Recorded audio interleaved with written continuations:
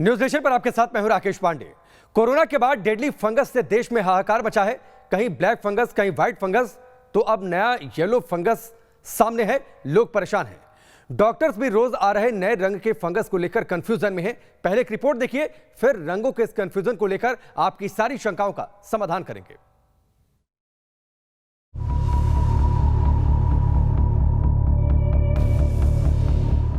पहले black fungus, फिर white fungus और अब येलो फंगस। डेडली फंगस का कलर कंफ्यूजन। कोरोना के बाद जानलेवा फंगस को लेकर देश में हड़कंप मचा है। डॉक्टर्स भी हैरान और परेशान हैं क्योंकि इससे पहले कभी इतनी तादाद में देश में म्यूकोरमाइसिस के केस कभी नहीं आए। कोरोना से ठीक होने वालों को अब फंगस अपना शिकार बना रहा है। अलग अलग रंग के फंगस मिलने के बाद लोग इसे अलग अलग बीमारी मान रहे हैं, लेकिन एम्स के डायरेक्टर रणदीप गुलेरिया ने कहा है कि फंगस के रंग को लेकर कंफ्यूज होने की जरूरत नहीं है। कोरोना से ठीक होने वाले लोगों में ज्यादातर केस म्यूकोरमाइसिस के हैं। शरीर के अलग अलग हिस्सों में इस फंगस का रंग अलग अलग दिखता है, इसलिए डॉक्टर भी कंफ्यूज हो रहे हैं। कुछ हद तक ये धारणा है कि कई टर्म्स यूज किए जाते हैं, black fungus, yellow fungus, white fungus. ये समझना जरूरी है कि कई टर्म्स जो हैं वो मिसलीडिंग है और जिससे कंफ्यूजन ज़्यादा हो जाता है। इट्स बेटर कि हम यूज़ करें करेक्ट नेम, क्योंकि ये कंफ्यूजन हो जाता है क्योंकि कई दफ़ा कुछ एरियाज में अगर फंगस ग्रो करे तो उसका कलर अलग लग सकता है और उसको आप एक ही फंगस को अलग अलग कलर के नाम से लेबल करने से कंफ्यूजन हो सकता है। ज़्यादातर अभी जो देखा जा रहा है वो म्यूकोरमाइकोसिस है। एम्स के डायरेक्टर रणदीप गुलेरिया ने एक और बड़ी बात कही है और वो ये है कि म्यूकोरमाइसिस यानी ये डेडली फंगस एक से दूसरे व्यक्ति में नहीं फैलता है, इसलिए इसको लेकर पैनिक होने की जरूरत नहीं है। It is not a communicable disease, यानी कि एक व्यक्ति से दूसरे व्यक्ति को वैसे नहीं फैलता है जैसे कोविड फैलता है। तो अगर एक व्यक्ति जिसको म्यूकोरमाइकोसिस है वो और किसी व्यक्ति के साथ बैठा है तो ऐसा नहीं है कि उसको फंगल इन्फेक्शन उससे फैल जाएगा। म्यूकोरमाइसिस का कहर उन लोगों पर हो रहा है जो कोरोना से ठीक हुए हैं और डायबिटिक हैं, साथ ही जिन्हें इलाज के दौरान स्टेरॉइड दिए गए हैं। इसके अलावा उन लोगों को भी फंगस का खतरा है जिनकी इम्यूनिटी कम है। इसलिए इस फंगल इन्फेक्शन को रोकने के लिए जरूरी है कि कोरोना के इलाज के दौरान स्टेरॉइड का इस्तेमाल ज्यादा न हो। साथ ही कोरोना से ठीक होने वाले डायबिटीज के मरीजों का शुगर लेवल कंट्रोल में रखा जाए। Team news nation. तो अभी तक दरअसल ब्लैक और व्हाइट फंगस का ही कहर था, लेकिन कल गाजियाबाद के हर्ष एनटी हॉस्पिटल में येलो फंगस का केस सामने आ गया। लोग दहशत में हैं। आखिरकार इस बीमारी के और कितने रंग देखने को मिलेंगे? दो एक्सपर्ट हमारे साथ जुड़े हैं। डॉक्टर एम वली जो कि सीनियर फिजिशियन है, डॉक्टर विनोद रैना भी हमारे साथ जुड़े हैं सीनियर फिजिशियन के तौर पर। डॉक्टर एम वली, सबसे पहले मैं आपसे शुरुआत करता हूं। सर, पहले ब्लैक फंगस, फिर व्हाइट फंगस और अब गाजियाबाद के एक अस्पताल में येलो फंगस का मामला। क्या मान लें जो बातें डॉक्टर गुलेरिया ने कही, फंगस कोई भी हो, रंग कोई भी हो, इन्फेक्शन एक ही है म्यूकोरमाइकोसिस का? नहीं, मैं इस बात को बहुत साफ करूंगा और इस बात की तस्दीक करूंगा कि ये जो मिक्स ऑफ फंगस है ये इसको प्रूव करता है कि ये कॉन्टेमिनेशन है। ये गंदे सिलेंडर से आया है। ये उन सिलेंडर से आया जो वेल्डर्स के पास थे, जिनमें छिपकली वगैरह भी जाती हैं, और इसलिए रेप्टाइल वाला फंगस भी अब प्रूव हो रहा है।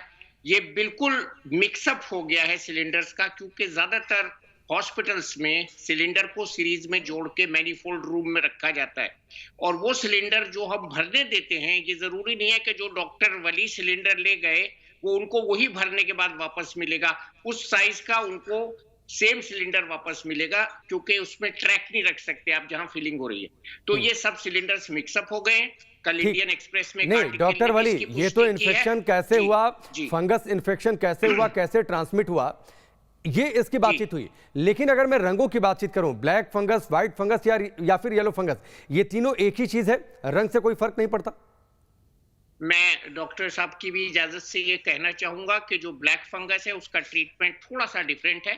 जो उसमें हम एम्फोट्रेसिन जरूरी देना होता है लाइफोलाइज फॉर्म में, और जो दूसरे फंगस हैं उनका ट्रीटमेंट हम कॉमन एंटी फंगल ड्रग्स से कर सकते हैं। इसलिए इसको क्लासिफाई करना बहुत जरूरी है। और ये मान लेना कि सब फंगस एक है, सब स्टेरॉइड से आ गए और इसलिए स्टेरॉइड नहीं यूज करना चाहिए, ये सब जो थ्योरी चल रही है, इसको हमको बहुत से लोगों की जान बची है स्टेरॉइड से, तो पेशेंट्स भी बहुत सेंसिटाइज हो गए हैं। तो ये इशू हमें दोनों अलग अलग रखने हैं, स्टेरॉइड का इशू और फंगस का इशू। और मैं वो अलग क्लियर हूँ जो बोल रहा हूँ जी, ठीक है। ये कैसे फैला, फंगस आ रहा है, ये गलत नहीं है। ठीक है डॉक्टर विनोद रैना, कैसे फैला स्टेरॉइड की वजह से, या फिर जिस ऑक्सीजन सिलेंडर की बातचीत कर रहे हैं वहां पर छिपकलियां भी गई, रेप्टाइल्स भी गए, ये एक अलग मसला हो गया कि वो इन्फेक्शन कहां से आया। लेकिन मैं अगर रंगों की बातचीत करूं, आपका ओपिनियन क्या है? ब्लैक, व्हाइट, येलो, क्या तीनों रंग के फंगस इन्फेक्शन एक ही है? म्यूकरमाइसिस माना जाए इन्हें? सर मैं थोड़ी सी लाइट डालना चाहता हूं। हमारे पास पूरे पृथ्वी में 1,44,000 से ज्यादा स्पीसीज है फंगस के, और हमारे पास बहुत सारे फंगस की वैरायटीज है, और डेली रूटीन में हम बहुत सारे फंगस को खाते भी हैं। आप अगर देखेंगे कि फंगस का बहुत रोल है हमारे लाइफ में, कि जितनी भी आप वाइन्स पीते हैं वो फंगस से बनती हैं, जितनी भी बहुत सारी दवाइयां जो एंजाइम्स है वो फंगस से बनती हैं, और बहुत सारे मशरूम्स जो हम खाते हैं वो फंगस से ही बनती हैं। देखिए यहाँ पर रोल क्या है कि कोई भी फंगस जब बॉडी में जाएगा, ये जरूरी नहीं है कि उसका क्या कलर हो, चाहे वो ब्लैक हो, व्हाइट हो, येलो हो, हमको ये खाली देखना है कि उसकी स्पीसीज कौन सी है। आप समझिए, कलर तो चेंज हो सकता है। मान के चलो नाक में चला गया, अगर वहां पर इन्फेक्शन है और वहां पर सेकेंडरी इन्फेक्शन है, मान के चले उसको वहां पर बैक्टीरियल इन्फेक्शन है, और वहां पर वो येलो कलर का कोई इन्फेक्शन था, कोई बैक्टीरियल इन्फेक्शन था, तो जाहिर सी बात है जो फंगस निकलेगा वो येलो कलर का होगा। और अगर वही चीज आंखों में चला गया तो वहां पर वो ब्लैक कलर हो सकता है। ये जरूरी नहीं है। देखिए कलर कोई भी हो सकता है, लेकिन सबसे इंपॉर्टेंट है हमने ये देखना है कि कौन सा फंगस, किस स्पीसीज का फंगस हमारी बॉडी में चला गया। आप ये देख लीजिए कि हम ये जो फंगस है ये हर जगह है।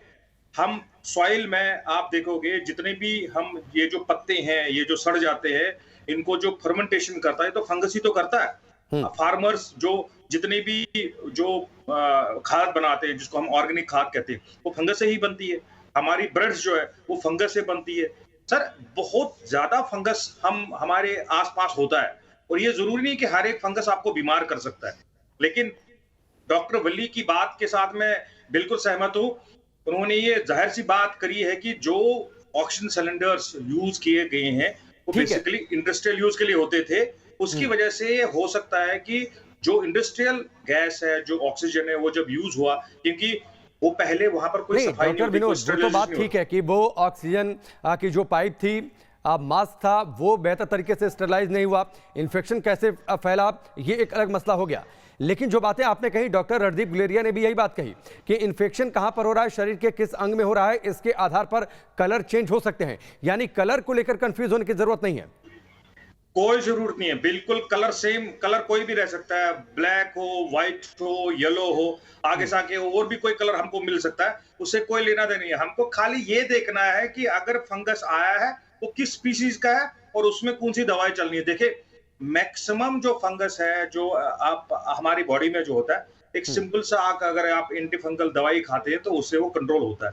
लेकिन जाहिर सी बात है जब कोई पेशेंट आईसीयू में होता है तो वहां पर खाली फंगस ही नहीं होता, बहुत सारे डिजीज होते हैं, बहुत सारे बैक्टीरियाज होते हैं जो रेजिस्टेंट बैक्टीरियाज होते हैं, वहां पर बहुत सारे इन्फेक्शन होते हैं, उससे आपका इम्यून सिस्टम नीचे जाता है। हमारी बॉडी में जो CD4 काउंट है नीचे चला जाता है और उसकी वजह से आपका इम्यून सिस्टम कमजोर होता है, और जो ही हम इम्यून कमजोर होगा तो फिर कोई सी भी छोटी से छोटी चीज आपको परेशान कर सकती है। अब मैं इससे पहले कि डॉक्टर वली का रुख करूं, डॉक्टर विनोद लगे हाथ ये भी समझा दीजिए सर कि अलग अलग हिस्सों में अलग अलग रंग क्यों होता है। किस ऑर्गन में, जैसे आपने जिक्र किया नाक में होगा तो उसका रंग अलग हो सकता है, आंखों में इन्फेक्शन होता है तो उनका रंग अलग होता है, ये ऐसा क्यों? सर देखिए मान के चलिए कि आपका इन्फेक्शन ENT स्पेशलिस्ट है, उसने कोई बोल दिया, अब अंदर जरूरी नहीं है कि खाली फंगस ही हो, वहां पर बैक्टीरियल इन्फेक्शन भी हो सकता है। तो जो ही वो खोलेगा, मान के चले कि जब बैक्टीरियल इन्फेक्शन होता है, पहले जब इन्फेक्शन होता है आपको व्हाइट कलर का आपको एक्सक्रीशन आ जाता है और फिर ऐसा करके वो येलो हो जाता है। तो जाहिर सी बात है एक्सक्रीशन का जो आसपास का जो कलर होगा वो उस फंगस में आ सकता है। तो इसीलिए हम ये कहते हैं कि फंगस का कलर पे मत जाओ, आप इन्फेक्शन पे जाओ कि भाई जो आपने वहां पर इन्फेक्शन पकड़ा उसको जांच करो, उसके हिसाब से उसकी दवाई चलाओ। और बहुत ज्यादा खतरनाक इन्फेक्शन फंगस का नहीं है अगर आप उसको टाइम पे पकड़ते हैं या आप प्रोफिलेक्टिक यूज पे भी मान के चले, अगर आपने स्टेरॉइड्स खाए हैं, आप मान के चले बीमार थे और आपको स्टेरॉइड्स दी गई, आपने एंटीवायरल खाई और आप रिकवर करें, तो कोई बड़ी बात नहीं है कि अगर आप प्रोफिलेक्टिक यूज में एंटीफंगल ले सकते हैं और उससे आपका मान के चलो अगर कोई छोटा मोटा इन्फेक्शन भी है उससे क्लियर हो जाएगा। ये कोई बड़ी इशू नहीं है। देखिए, ये इन्फेक्शन पहले भी होते थे, लेकिन पहले हमारे पास इतने ज्यादा इन्फेक्शन नहीं होते थे, इतने। ठीक है डॉक्टर विनोद, मैं आपके पास आता हूं। डॉक्टर नेहा सूद हमारे साथ जुड़ चुके हैं, जो कि ENT एक्सपर्ट भी हैं। ये सवाल आपसे भी डॉक्टर नेहा, एक तो ये कि अलग अलग शरीर के अलग अलग हिस्सों में जो बातें डॉक्टर विनोद ने कही या फिर डॉक्टर गुलेरिया ने कल जो बात कही थी कि शरीर के अलग अलग हिस्सों में इन्फेक्शन होता है फंगल, तो उसका कलर उसके हिसाब से चेंज हो सकता है। एक तो ये कि आखिरकार ऐसा क्यों, जरा इसको आप एक्सप्लेन करिए। दूसरी ये चीज, ये कम्युनिकेबल डिसीज नहीं है जैसा कि कल डॉक्टर गुलेरिया ने कही। देखिए, ये अलग अलग फंगस जो है ये बॉडी में अलग अलग तरीके से एक्ट करती है। तो अभी जो हमारे पास ज्यादातर फंगस आ रही है वो नाक में और साइनस में और आंख में आ रही है, तो उसमें भी जो अंदर जब हम देखते हैं तो फाइंडिंग्स अलग अलग होती है।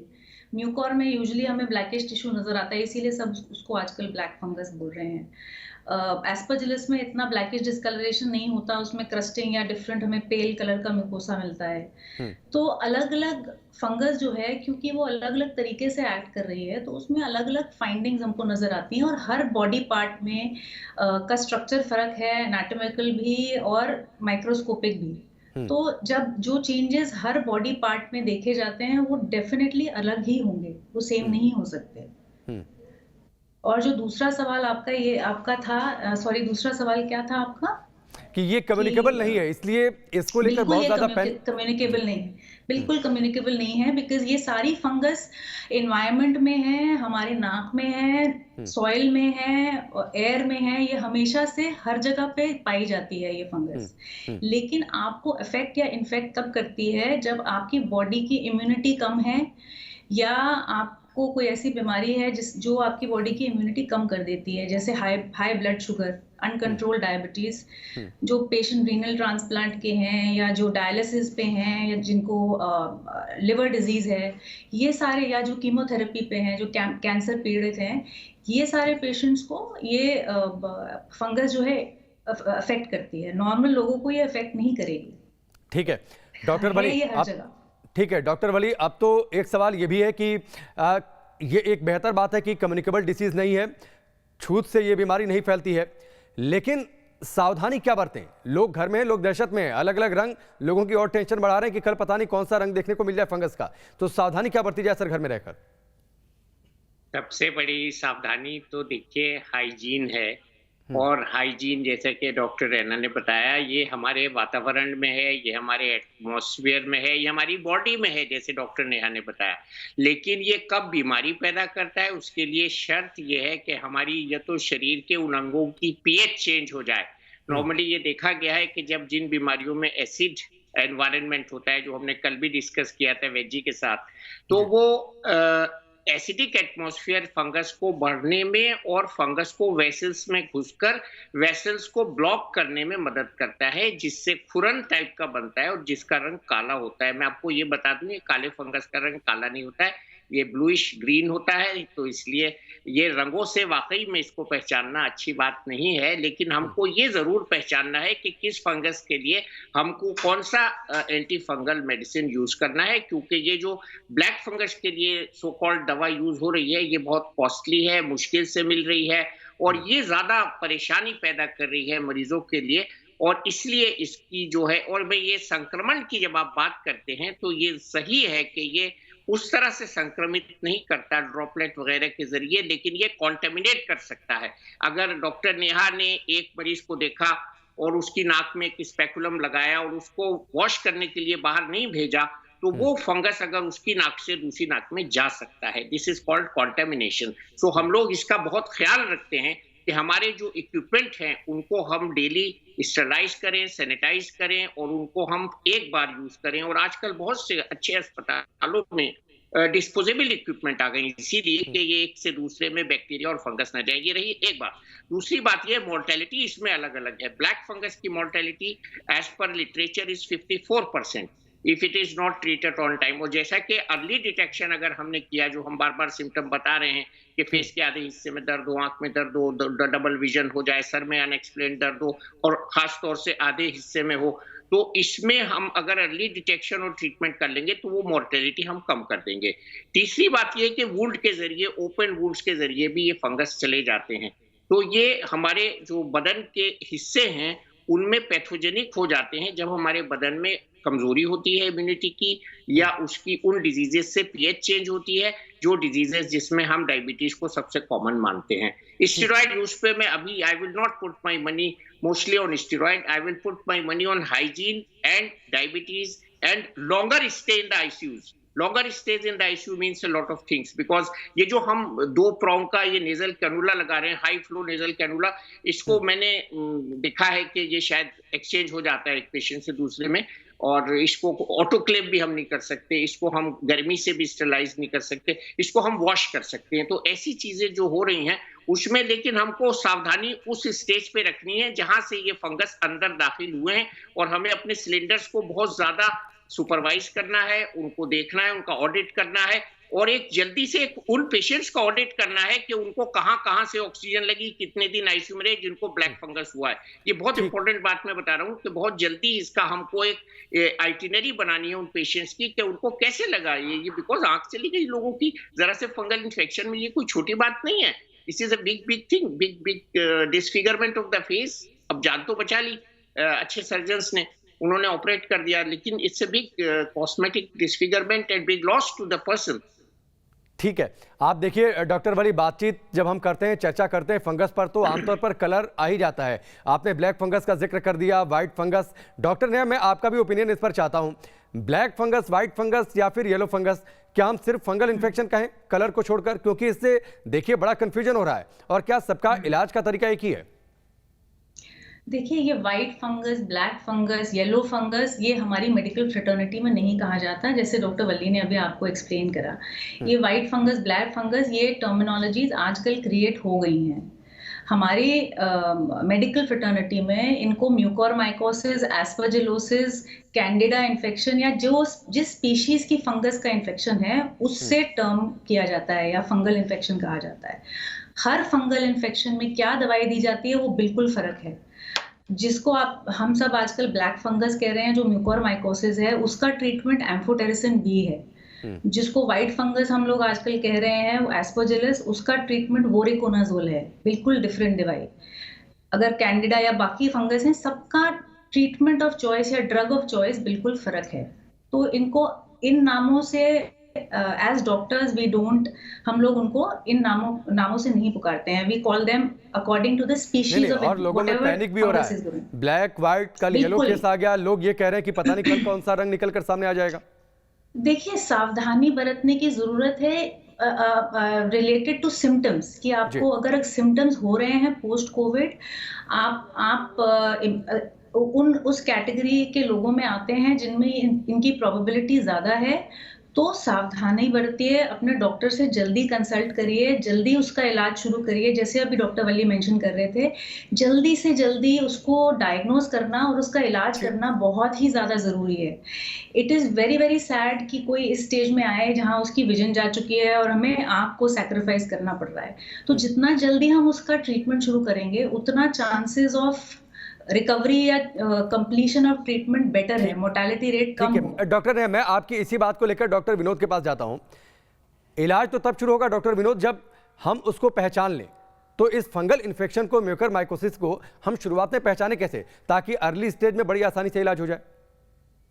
देखिए, बहुत मुश्किल है अर्ली स्टेज पे डिटेक्ट करना। एक पेशेंट को समझ नहीं आता कि उसको फंगल इन्फेक्शन है कि नहीं है, लेकिन अगर मान के चले एक पेशेंट को कोरोना था और वो स्टेरॉइड्स भी ले रहा था और बहुत सारी दवाएं ले रहा था, और उसके बाद उसको लग रहा है कि हेडेक हो रहा है, उसको थोड़ा सा दो मिस ब्लड ऑफ विजन हो जा रहा है, और उसको एक के बदले 2 दिख रहा है या थोड़ा सा धुंधला दिख रहा है, तो उसको एकदम से ENT स्पेशलिस्ट के पास जाना चाहिए, आई स्पेशलिस्ट के पास जाना चाहिए और वहां पर दिखाना चाहिए। और जो ही वहां पर जाएंगे, वहां पर वो टेस्ट करेंगे और डॉक्टर साहब एकदम से इसको पकड़ सकते हैं कि इसमें क्या प्रॉब्लम हो रही है। क्योंकि मान के चले अगर हम इस चीज को डिले करते हैं, क्योंकि जो हमने कोरोना में देखा, पहले बहुत पेशेंट्स ने क्या किया कि उन्होंने ट्रीटमेंट स्टार्टिंग में नहीं लिया, उन्होंने वेट किया। वेट करते करते फिर जब उन्होंने ट्रीटमेंट स्टार्ट किया तब तक ऑलरेडी बहुत सारा डैमेज लंग्स में हो चुका था। तो वो चीज यहाँ पर ना करें। यहाँ पर अगर आपको समझ आ रही है कि वीकनेस लग रही है, आपको सर में दर्द हो रहा है, आपको परेशानी हो रही है, या वंस अगेन आपको सांस लेने में तकलीफ हो रही है, तो एकदम से आपको ENT स्पेशलिस्ट या आई स्पेशलिस्ट को दिखाना पड़ेगा। वो आपको टेस्ट करेंगे, जो ही टेस्ट करेंगे तो वो डिटेक्ट करेंगे। आप देखिए, जो ही अर्ली डिटेक्शन होगा तो हम प्रोफिलैक्टिक तौर पे हम दवाई स्टार्ट कर सकते हैं। प्रोफिलैक्टिक का क्या मतलब होता है कि जैसे मान के चले हम स्कूटर चलाते हैं तो हम हेलमेट पहनते हैं। हम हेलमेट क्यों पहनते हैं? कि हमको पता है कि मान के चलो अगर हमें आगे एक्सीडेंट हो गया तो हम बच जाएंगे। हम इसलिए हेलमेट पहनते हैं कि भाई हमको ये नहीं पता कि आगे जाके हमारा एक्सीडेंट होगा कि नहीं होगा, लेकिन अगर हो गया तो हम बच जाएंगे। उसको हम कहते हैं prophylaxis. Same is prophylaxis in the medicine. हम क्या करते हैं कि हम प्रोफिलैक्टिक दवा खाते हैं कि बाई चांस अगर आगे जाके हमको इन्फेक्शन हो गया तो उस इन्फेक्शन को होने में रोकथाम हो जाएगी। और मैक्सिमम जो इन्फेक्शन है, जो फंगस है, अगर आप सिंपल से प्रोफिलैक्टिक दवाएं ले लेते हैं, जैसे फ्लुकोनाजोल हो गया, इट्राकेनाजोल हो गया, ये फ्रीली अवेलेबल मार्केट में है, अगर आप उसका कोर्स करते हैं तो आपके मैक्सिमम जो इन्फेक्शन है वो कवर कर लेता है। ये बातें आपकी डॉक्टर विनोद बड़ी अहम है। और डॉक्टर नेहा, देखिए आमतौर पर ऐसा होता है, जो बातें डॉक्टर विनोद ने कही कि शुरुआत में लोग अवॉइड करने लगते हैं। अब ऐसा फंगल केस में डेथ रेट अगर बढ़ी है, कई सारे केसेस रिपोर्ट किए गए हैं, तो इसकी एक बड़ी वजह है कि आप लोगों तक पहुंचते पहुंचते देर हो जाती है पेशेंट को। देखिए, मैं थोड़ा डिसएग्री करूंगी ये प्रोफिलैक्सिस से, क्योंकि जो भी म्यूकोर या एस्परजिलस, ये जो इन्फेक्शंस आजकल देखे जा रहे हैं, ये इन्वेजिव फंगल इन्फेक्शंस हैं। इनमें इट्राकोनाजोल, फ्लूकोनाजोल का कोई भी रोल नहीं है अनफॉर्चुनेटली। और इलाज हम तभी शुरू करते हैं जब हमारे पास टिश्यू डायग्नोसिस हो, बिकॉज ये सारी दवाइयाँ, इनके साइड इफेक्ट्स भी हैं। सो हमें ये देखना है कि हम अननेसेसरी किसी को भी मेडिकेशन ना दें। तो इट इज़ वेरी सिंपल। जैसे ही पेशेंट हमारे पास आता है हमारे हॉस्पिटल में, हम उसकी एंडोस्कोपी करते हैं और हमें जहां डाउट होता है, एक CT या MRI कराते हैं, जहां डाउट होता है वहां पे हम छोटा सा पीस बायोप्सी ले लेते हैं एंडोस्कोपी करके, और उसको KOH या माइक्रोस्कोपिक एग्जामिनेशन के लिए भेजते हैं, जिसकी रिपोर्ट एक दिन में आ जाती है। मतलब सुबह भेजा तो शाम तक आ जाती है। उसमें अगर फंगस आती है, then only we start the treatment. Prophylactically हम लोग बिल्कुल दवाई नहीं देते। बिल्कुल ठीक है। डॉक्टर वली, आखिरी सवाल, इलाज क्या है इस बीमारी का सर? देखिए, इसका इलाज डायग्नोसिस पर डिपेंड करता है। फंगस बीमारी है तो सिंपल इसका इलाज एंटी फंगल मेडिसिन हैं। हल्ला बहुत हुआ क्योंकि एम्फोटेरेसिन बी का पहले इतना उपयोग नहीं होता था। अब धीरे धीरे ये मार्केट में इतनी आ जाएगी कि इसके लेने वाले नहीं मिलेंगे, क्योंकि फंगस केसेस इतने नहीं बढ़ेंगे। अब ऑक्सीजन नॉर्मल वाली चल रही है, तो ये हमको इसमें पैनिक हो गया था। वो पैनिक नहीं करना है। डॉक्टर के सुपरविजन में सही डायग्नोसिस के साथ एंटी फंगल ट्रीटमेंट से ये ठीक हो जाता है। ये जरूरी है कि जब ब्लैक फंगस टाइप का मैनिफेस्टेशन हो तो उसकी ड्रग ऑफ चॉइस, जैसे डॉक्टर नेहा ने कहा, वो बिल्कुल अलग है। और बाकी फंगल इन्फेक्शंस वो नाखून में भी हो सकता है, वो लंग्स में भी जा सकता है, वो पेट में भी जा सकता है, वो जिनाइटल्स में भी जा सकता है। निश्चित तौर पर सावधान रहने की जरूरत है, सतर्क रहने की जरूरत है। डॉक्टर वली, बहुत बहुत शुक्रिया सर आपका। डॉक्टर विनोद, आपका भी बहुत बहुत शुक्रिया। डॉक्टर नेहा, आपका भी बहुत बहुत शुक्रिया। बड़े आसान शब्दों में आपने समझाया कि रंगों की वजह से कंफ्यूज होने की जरूरत नहीं है। आपको ये डायग्नोज करने की जरूरत है, खुद को ऑब्जर्व करने की जरूरत है कि क्या वाकई आपको इन्फेक्शन हो रहा है, फंगल इन्फेक्शन हो रहा है, नहीं हो रहा है। खास तौर पर अगर आप कोरोना से रिकवर किए हैं, अगर आप डायबिटिक हैं, अगर आपने स्टेरॉइड का इस्तेमाल किया है, तो उस केस में आपको ज़्यादा अलर्ट रहने की ज़रूरत है। और सबसे बड़ी बात है, घर में आपको ज़्यादा हाइजीन बरतने की ज़रूरत है। ये वैसे भी आपको डेली रूटीन में अपनी लाइफ का हिस्सा बना लेना चाहिए। बहुत सारी बीमारियां इससे दूर रहती हैं। बहुत बहुत शुक्रिया आप सबका हमसे जुड़ने के लिए। यहाँ पर रुकेंगे ब्रेक के लिए, बहुत जल्द वापस लौटते हैं।